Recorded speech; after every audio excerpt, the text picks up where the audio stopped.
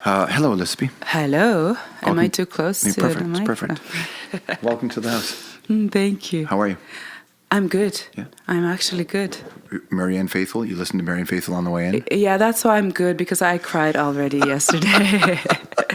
Yeah, I like sad songs, right? They just get to me. It's not sad. It's just being honest. Right. And, Well, you're an emotional songwriter, right? Yeah, So I am. so I'm an emotional person, yeah. Is that all? Is that good?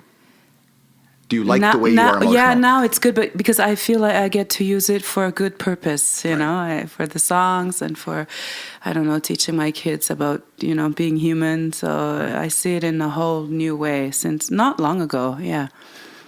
How, if it wasn't that long ago, what happened? How did you, was it an awakening or was it It was an awakening. Really? Yeah. Where were you? Deep awakening. It started when I was avoiding my biological mother, who was in the hospital in Montreal, and I was supposed to go see her. And it lasted like a week, and then it ended up being 2 weeks, and I was like, I still hadn't called her. So I went to go see someone. And she's like, "Where are you right now? You seem so far away." I just thought I had a postpartum depression beginning of it. And I realized this is much deeper because I'm an adopted child. But the story is on a tarmac of the story is you were on an airport when you were adopted? We got to the plane, and I was born in Moose Factory, Ontario, because Inuit were sent then in the 70s, all of a sudden, to deliver babies in a hospital. Mm-hmm. So they were far away from the family. So she came back with me, the baby, and then we landed on the ice march in front of the town, in front of the village. And and then she gets off the plane, and my parents are already there like this. I mean, this is tradition, right? This is like sharing life, you know. We're kind of raised as in a community, so it wasn't a big deal. I never saw this as a big deal until I guess I had kids, and I was like, how do I truly feel about my biological mother?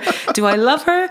Do I hate her? And all these things came, and it was very shocking for me because you're raised to never feel these things because it's a tradition. It's like being Inuk, you know. We're very open about things. But I guess having gone through a lot of changes in my life and always adapting, that's how I was since I was a kid. And I was like, who am I truly, you know? So that was an awakening for sure. And it was very thrilling at the same time because I knew all of a sudden this was probably going to be put into music. And am I going to go am I going to go truly to the deeper level? And I was like, oh, is this it? Is this where it all happens? And I was, so this album is based on a lot of... That is not an insignificant series of emotions. That is a very deep dive. Oh, yeah. That leaves some people... I mean, it wrecks people, this experience. Oh, I know. Did you feel that? I feel like if I had done that in my 30s or in my 20s, I would have come off a little bit more still naive Elisapie and still enjoying every little thing and being like, oh yeah. But you know, when you're older and you have kids and you go through this, it kind of leaves you a little bit vulnerable. You know, you're kind of like, it's like someone who had a burnout, you know, they can't just come out and be like, they're a little bit more sensitive or scared. But I thank God I didn't do this at 60. Right. That would have been kind of sad, right? But, yeah. So you avoided it and then you did it? Connecting with your biological mother? Oh, yeah. I ended up seeing her and I ended up writing to her and I said, you know what? I'm going through stuff. I feel like I can't really talk to you or connect to you. I'm not in a good place. So, and she was super nice. And you know what she said? She said, it's okay. You'll know when it's time. It's time for you. You'll know. She didn't say what's going on. Is it me? Or she just said that, and I was like, oh, that's so typical of her. Like, it's like you learn. Like she's just this. Yeah, she's gone through a lot in her life, and I was like, that's what I learned is that she is a very special person, and I really want to get to know her now, the real her. It's like I had an image of her. I had created an image of her, and I had to take it all all off. It's slowly going away, and it leaves, I don't know, someone who's almost even more special than what I had thought. Yeah. When a human being has something like that in their head, you know, there's a part, it's a compartmentalized part of their childhood. Oh my God, yes. So when you start to open the doors and release that a little bit, what goes in that space? What happens to your brain and your daily? It's actually empty. That's how I've always felt like you know, when people ask me like, what do you like to do for yourself? Like, because I'm so good at taking care of everybody. I can make everybody beautiful, you know. I love doing that. I can meet people and I start fantasizing about how they are, because, and not even realizing that's truly who they are. It's just I'm very good at creating things around me, and I realize that there's always that little emptiness that's always been there that I don't know how to fulfill, because it's not truly going to me. Like, even family members who are like, oh, you're so lucky, you get to live this life, you make music as a living. It's a privilege, you know, when you're from a small town. But I never quite took it and enjoyed it, because it just goes like boop, and it gets out very easily. So now I'm learning to be like, oh, okay, so I can actually enjoy this for me. And also being from people that are suffering, you know? So you're like, you can't... when people are suffering, how can you be celebrating your little, you know, little life? But... so I forget the question. No, but I'm just saying, no, that's the answer to it. I think that's great. Were you 18 when your parents passed away? My father passed away, I was close to 19. Yeah, 18, and my mother later on. Do you think that, and as I understand it, when that happened, you were surrounded by a lot of really beautiful people who stepped in, right? And made sure you were safe. Oh, yeah. Do you think that part of the reason why you are the way you are now is because in a great moment of need, you were surrounded by people, and so being of service is just a part of what you understand? Well, I mean, I guess I didn't realize it was a big deal, you know, losing my biological father, who I was very close to, who I loved. And also, first of all, my adopted father, it's my first love. I mean, I was with him after school. Kids were with their parents, and I was with their friends, and I was with my father at the co-op, at the convenience store, until it closes. So everybody hated me at the people who worked there, like, oh, here she goes again. But yeah, I was very close to him, and I learned about unconditional love from him. And then my mother passed away, and then my biological from Newfoundland, who I got to know really at the age of 12, passed away. So I feel like I was surrounded by death, but I didn't realize that I had to mourn, because I'm so quick at like, okay. But that's a survival instinct, isn't it? Yeah. But I've learned to do that in the past few years. Like, just like wow, these... So what are you, 41 now? 40-ish? Come on. My brother doesn't want me to say, because it's going to be his age that's going to be revealed. Well, not that. When yes, people don't want to say their age, soon. I'm always like, say it. But that's a good reason. Protect your brother. I'm almost 42. And the reason I say that is because you said you only learned in the last couple of years. And if there are people listening who are kind of going through a lot of things, you know, to come to it whenever you come to it. Oh, yeah. As long as you come to it. Exactly. Yeah, and that's important. It's never a good time, you know. You take the time you need, and I think I wasn't able to accept that.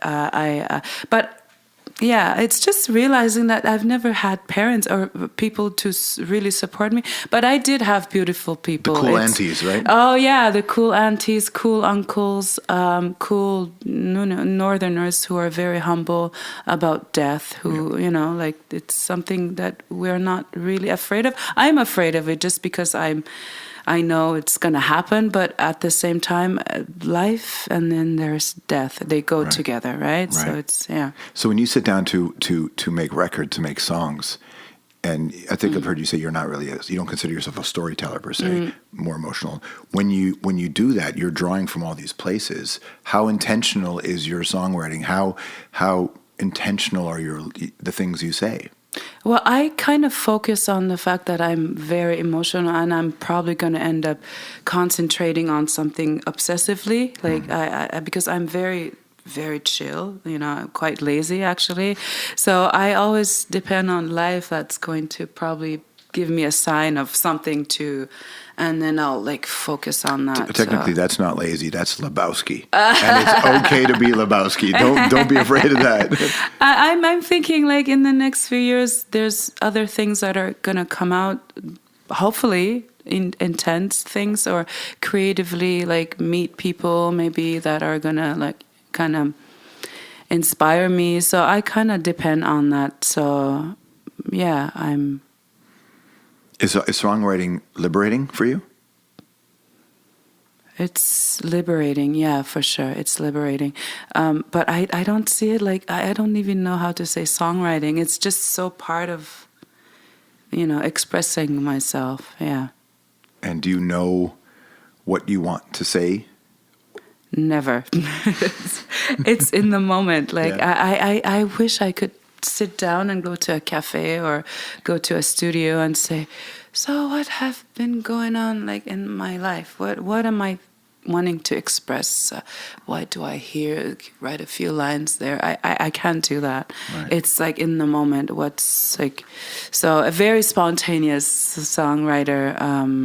But sometimes I have thoughts and I have things that are in my head, and then all of a sudden one day they're all just gonna come together.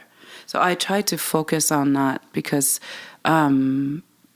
it's good to get the head, trust the brain, that it's bringing back things or themes, and it's just going to come out at one point. It has to. Right, and that you can't necessarily force it, I suppose. No. Who did you listen to growing up? A lot of oldies stuff. I worked at the radio in the north, so I had access to all these old, like these vinyls that were very old that nobody really listened to. So I was like, wow, who's that? So there was a lot of people like my uncle's band called Saglak back then. There was Willie Thrasher is like my all-time favorite. Willie Mitchell, I love also. Itula Nimio. But of course, there's Neil Young. I mean, Neil Young is like my love. Yeah. And then there's also Leonard Cohen, who's also my true love. So it's like, I don't know where to choose. Neil is political, and I always really, as a kid who listened to punk, I appreciated that Neil felt like more of a fight. Yeah. And had a lot of fight in him. Oh, so much. I mean, of course, there's Bob Dylan. I mean, I listen to a lot of like classic. The gods. Yeah, and also Cowboy Junkies. One point I learned like, who's this band? I just connected so much to Margot Timmons' voice somehow. Did you ever come across their session? They did the Trinity sessions. Oh. So one of the greatest recorded pieces in this country's history. That's my album. I still have it. It's so old. Yeah, it's so good. Oh my God! What a beautiful way of like. Yeah. She was literally freezing when she made this album, and I was like, oh yeah. It's so beautiful. That's one of my favorite albums. Yeah, for sure. Can you identify? Caution Horses also. Okay. Caution Horse. Yes. That's the one that was recorded in the church. Yeah. Trinity session is great too. That's right. Yeah. The album, you mean Caution Horses? Yes. Okay. Oh my God, yeah. Do you remember? Can you identify a theme? Was there a reason why those artists? I know they're all huge artists, but what was it about that you liked? I guess it's that kind of small town vibe where I feel like Margot is talking to this boy that she loves right now, but knowing that one day she probably won't because she's gonna outgrow him in a way. You know what I mean? So crushing. Because he lives in a farm and he's like, it's simple life, right? Which we all love. We fantasize about that person, but at one point when you grow older, you have to go further and travel. So I don't know. It's just their love for these simple things. I just thought, wow. So I can still see beauty even though I want to be out of here, Right. It's the secret to the hip. That's why the hip were able to, my God, yeah. Show real so much beauty in little things. Oh my God, yeah. When did music with a message start to become identifiable to you? When it was more than just writing a song about a boy or a girl? Because you're an activist. Yeah. I'm an activist. Yeah, I'm an activist. I think we're all activists, and we kind of all have to be activists now. I guess it's much later on. It's maybe the second. Without knowing, I guess Taima was already a very an album that was about like wanting to be listened to. Listen to us. But I think the new album is kind of going back to that, to the roots, where I'm like, I'm no longer this, I don't know, nice girl. Not nice girl, but just because I can be very kind, but I think I can be very straightforward and like, hey, So I guess it's not long ago, I feel like I can make something beautiful and still say something, but in a poetic way. Because that's the thing. I don't like making music that's like, just like, hey, I'm an activist. It's right. just, I need to be taken slowly to a song and, and then connect with that music and feel like, oh, okay, I hear something. I feel it makes me want to like stand up and scream, but it's made in a very subtle way. So I'm sure you hear songs that drive you up the wall because you hear the messaging in songs. There's a lot of music that's out that and has always been out that's irresponsible lyrically, dangerous lyrically, that's oppressive lyrically. Do you have a similar reaction when you hear that's like the counter reaction to that? What do you mean? Like when you hear something that when you hear something that motivates you. Yeah. Do you know when you hear something that angers you? Yeah. Yeah. Oh my God, yeah. Especially as a parent, I imagine.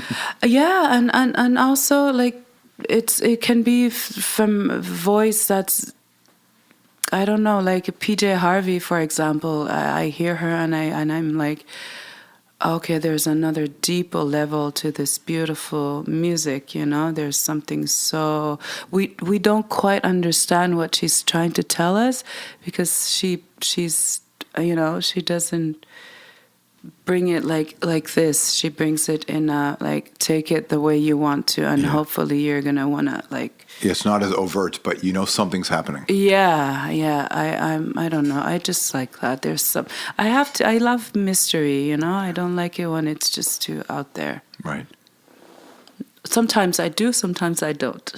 Yeah. And it depends on how you write. And so when you write, do you have to work harder to add the mystery to it? No, I just try not to compromise because some people might be like, "What is it about?" I'm like, You'll know in 6 months. You'll. But and the reason I ask these questions is because I was listening to an old interview with Kurt Cobain, and he said that, and a lot of songwriters just have a notebook and they just jot ideas down or just like or words or phrases, and then they piece together the song, and then we ascribe a lot of value to these lyrics when in actual fact the person who put it together was just compiling a list of things that. Oh my God! Even in Paul Simon, like Joe DiMaggio, that line was not even from that song. Yeah. So I wondered, is yours more direct or like more like that? A little more like that, I'd say, because it's like. It's also nice to be able to gather so many things that are going on, and knowing that it's all going to make sense once you have the melody. Or like Darkness Bring the Light, I just gathered a whole bunch of stuff in my notebook, and I went to go see this musician with who I worked with. Oh my God, I'm losing my brain, my memory. But anyway, as the music went on, we met and we sat down in this little studio, and then I just came up with this melody and these lyrics that I was like, and it made sense. That's like, it's not always like that, but it sometimes that's how you have to go. Yeah, with songs. Tell me about this tour where you go to different communities and you go and there's a big education component to it. Oh, tell people about that. Well, I mean, just going up north, for example, is a big deal. Kids are like, they have no access to an Inuk person like them who is just making things the way she wants to make them. Just also being able to say, hey, kid, don't try to be like anyone. Just that is a huge deal for the kids, because we're very, very shy, and very shy because we are so insecure, you know, something we carry from our mothers, our grandmothers, something generational trauma. Exactly, and also insecure in our communities, but also even more insecure when we have to be around non-native people or white people, and we're like, we still think we're less. I no longer feel that way. That's a big moment. Oh, because there are a lot of people, as you know today, who still want you to feel that way. Oh yes, I know, because it's better, it's nicer when we're quiet. People think that Inuit or Native people or Indigenous people we are quiet people. Right. It's not that. We are calm. Yes, we can be calm in scary situations, but we are not quiet people. We were just told and made aware of that our life are less worth than any Canadian. So that's how it was for so long, and it's no longer. That's the new generation is like, you know what? There's definitely a different. We've heard that. I've been in the media for about 25 years, and this conversation is something it's been very important to us. But we've seen the platitudes and then the lack of action. But it's different. From my perspective in the media, it feels different today than at any other time. Oh my God! Is that yes. the same? Do you feel that? Oh my goodness! I mean, I'm in your show. Yeah. Well, you would have been here 20, but you would have been here 20 years ago anyway, though, right? So that's the thing. And we had the show 20. So I'm not the barometer of that. I'm not just saying that. Is that I see a lot of artists who are in out there, and we're also we're not given this little. Okay, you're native. You do native music. Yeah. We're considered artists now. It's like, wow. Oh wow, we're talking about music. We're not just talking about house being in the north and I'm teaching like 101 Inuktitut or it's a nice fresh air for us since a few years. But there's still a lot of work to do because people are suffering. Our parents, our uncles, we have to remind them that they can talk now. Yeah. They can grieve. They can let go of the child that they lost, or they no longer have to be stuck in that little scared baby, because that's what happened. They got to just numb themselves and they stayed there, and so. And also, and this is just from this perspective, and not that I'm saying we have to literally burn it down, but I think that intellectually and emotionally, everybody in this country should burn down Parliament Hill. Until every neighborhood has clean water. The fact that we don't have that in this country is even at the basic human level. If you don't have clean water, we should intellectually and emotionally burn that fucking building down, because it doesn't mean anything to me. Canada used to mean something when I was young. It means fuck all to me now, because it's like we don't even have clean drinking water. Like, this is not a real country. As far as I'm concerned. Drinking water. I worked at the school in my high school in Raitt, and I was a student counselor, and we have no psychologists for villages. Sometimes they travel and they go from one place to place. We have no resources for people who are the whole town, everybody in the north. I had to I have not been affected by, but I lost 3 cousins over suicide. And when we talk about suicide, we also have to understand, I think we should stop talking about suicide, actually. We should start talking about people have mental, emotional trauma, So I think people go through depression, but being from the north, because we had to survive for so long, we are not able to acknowledge what these things are that are numbing ourselves. Right. It's not like go fix yourself. Yeah, you don't. That's we don't. And people, a lot of boys don't know why they are quiet and they're shy, and they don't know. They don't even know why they're angry. They have no idea. They just think it's like, oh, my mother yelled at me today. Mm-hmm. They don't realize that your father has not been a father like he wants to be, like you deserve a father, because he's also suffering. So there's so much suffering that people don't realize where it's from. So that's where I'm like, we need to have more resources for the kids, and we're working on that though. Yeah. It's not all negative because we're doing a huge cleanup. It's like a big spring cleanup. Yeah, you have to clean up before you can know what space you have, right? Yeah, and also like Florent Volant once said, the guy from Cashin, he said, one day we just became orphans. A whole generation became orphans. We had no more parents because we were taken away.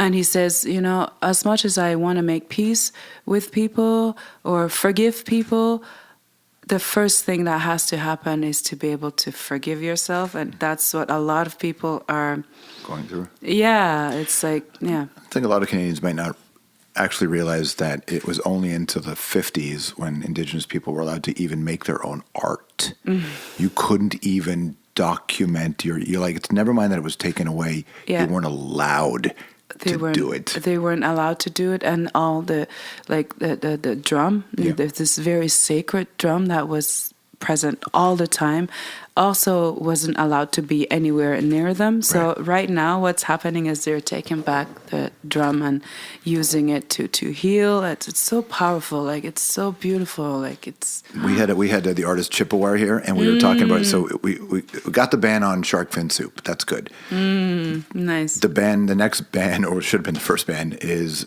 no native crafts in the city that are not made by Indigenous peoples. Oh, yeah. Like none. Just ban it outright, and that's the end of it. Oh, my God, yes. Can you imagine if that happened? 60%, I think, of, as he told me, 60% of Indigenous peoples, that's their primary source of income is the arts, crafts world. Oh, my God. And the majority of them are women. Oh. So that seems like an easy ban for this Mayor John Tory to do. John Tory. Yeah, John. Do you... I don't expect much from the Conservative Party when it comes to Indigenous issues because they've never made it a priority for them. So as much as I'd like them to do more... They're still sleeping. Yeah, or they're just willfully ignoring maybe. But this party, this Liberal Party, it's not just the Prime Minister, but the Liberal Party swept in with Truth and Reconciliation as a thing. And the sense I am getting from my friends is that it is really not the case. Yeah, do you feel that way? Well, it was great to get a whole bunch of money to be able to do projects as an artist. I mean, we're not gonna lie. I mean, a lot of people, money did flow. You used it to make awareness and to also create good things for the kids, in a way. Yes, there has to be a dialogue, but I think what has to happen is that there also needs to be work in the city, for example, among non-native people, non-indigenous, because we're doing a lot to come to meet you. Yeah. But I think what should not be forgotten is that this whole structure of living in the city, for example, Toronto, it has to start being a bit more Indigenous, or else we're just going to waste our time. It's cute, to go to a bar and talk about Native issues, but we also have to talk about you. Yeah. Let's talk about you and the role that you have to do. How do you feel like you have lived the last 150 years here? And I don't know. So I think that's the problem, is that we are trying to fix Native people when before that the rest has to be looked at very closely. Right.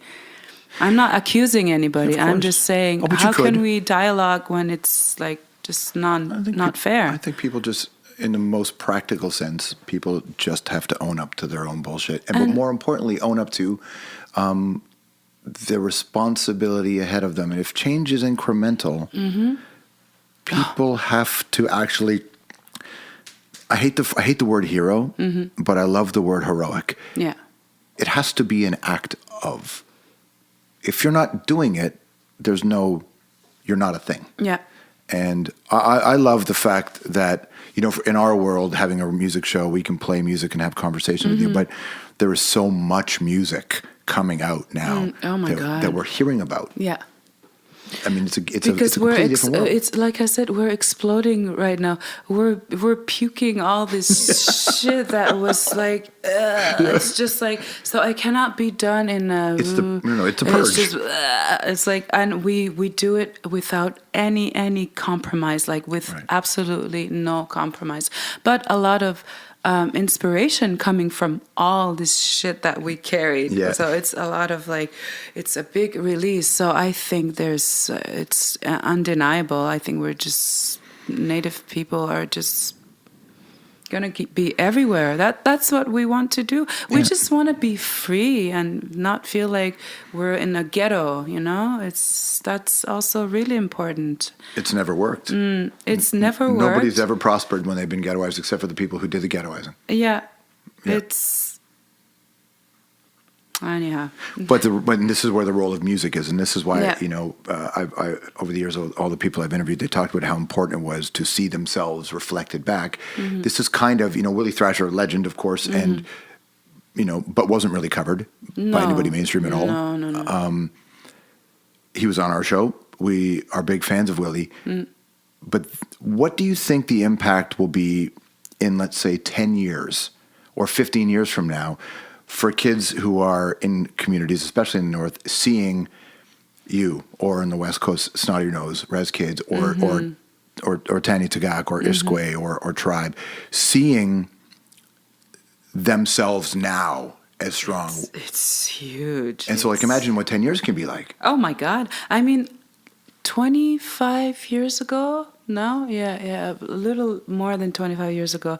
I mean, I was a big fan of my uncle's band. I also even sang with him. Yeah, when you were like 12, right? You sang with him? No, not 12. I was 14, 15. That would have been weird, 12, but I wanted to. But like seeing Susan Agluka, I remember listening to her for the first time, and I saw her album, and I'm like, there's an Inuk girl? She made an album? Yeah. That's when it all changed. I was like this huge, possibility. So it wasn't just like daydreaming about life. It was now daydreaming of, what if one day I go to the Grammys? We all do that when we're 15, and we're like, oh. So that was a big deal. I mean, I didn't share it to anybody. It was still I was still very humble about it, because I was like, it's never going to happen, right? Right. Yeah. 5 years later, I'm in Montreal, and I meet these musicians, and I was like, holy wow, okay. So it's a big deal. It's a very big deal. But I think beyond that, what's a big deal is that in 10 years, they're probably going to have conversation with their parents to be able to share deeper things than just everyday things. Mm-hmm. Things that you can do with your mother when you go shopping with her, things you can do with your counselor because you're in a safe place, right? That's what I'm hoping that's going to happen. And then it's going to be, because it's kind of scary to expose ourselves when we're so fragile still, we're still suffering so much, and just to feel like I have a voice. Mm-hmm. That's also something we have to be careful, and the elders will tell us that. They'll remind us all the time. Be humble about this sacred thing that you are holding, So I'm a little bit like, okay, is this going to get out of control? But no, we need to get mad. We need to get angry and let it out. So I think the next 10 years are going to be a little bit crazy and wild and fun. I think it's going to... I have a feeling it's the best. It's like a renaissance, It is truly that. I think that's exactly the word. Yeah. Because it's not just going to be an art. It's business. It's everywhere, right? My God. And I think that's really important. Do you know we have possibilities that we can do? Like just in my town, I'm like, okay, I have to call my old grade 3 teacher who's still in Saint-Louis. She loved doing art. And maybe we should start this, create a house where kids who truly want to make something, a place where it's quiet, you can create. So I'm like, okay, so many things we have to do. And that's what we're doing, because we're like, the kids, we it's like we heard this amazing news or this secret, we revealed a secret. Yeah. We're holding it and we're like, kids, hey, you can dream away and express yourself and allow yourself to. And non-native people's lives will be better. This is what they have to understand.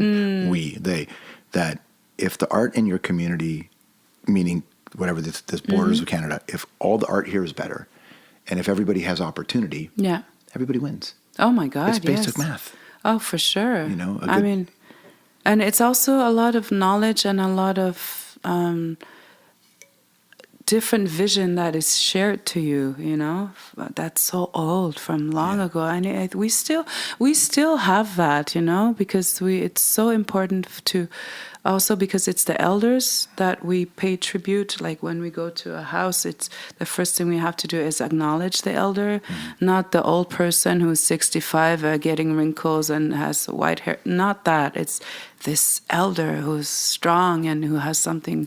So we still have that. It's connection. Still it's very important. I remember interviewing Deepa Mehta, the filmmaker, when she had made a film about widows and how widows were treated in India. And she remarked at how a lot of the coverage in not just Canada, but elsewhere, but specifically Canada, was, oh my God, I can't believe how that culture treats widows. And her response was in effect, oh my God, I can't believe how you treat your elderly by shipping them off to homes.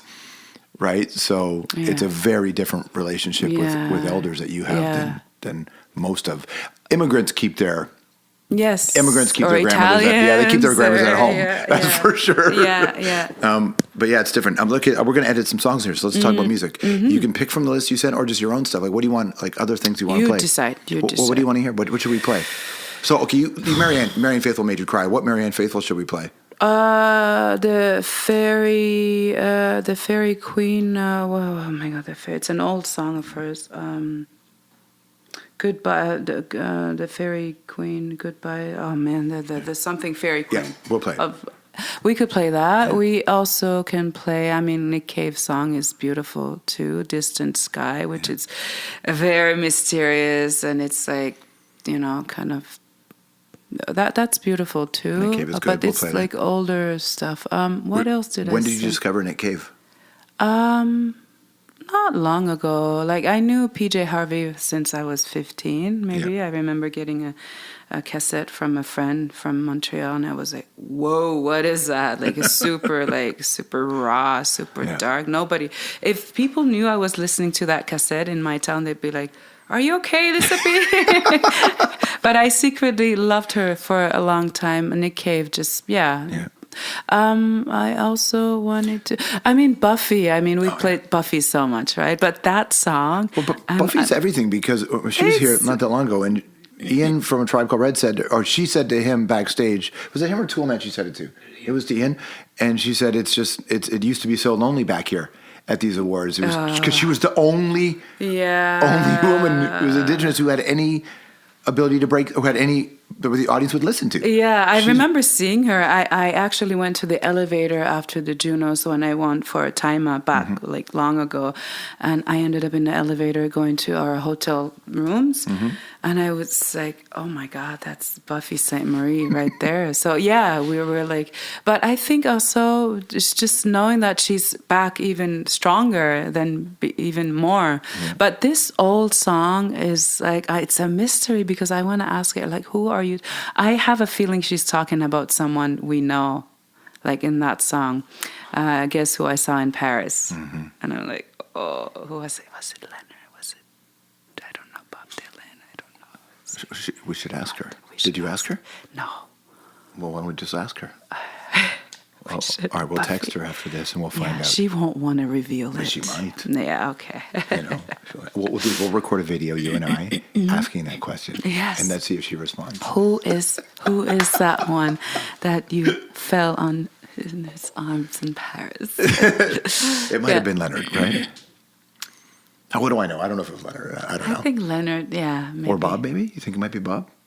I don't know. Who was in Paris? What Neil Young song should we play? You know what? I love all his songs, but there's one that's very special. It's actually written by Ian Tyson, Four Strong Winds, because we translated that song into Inuktitut.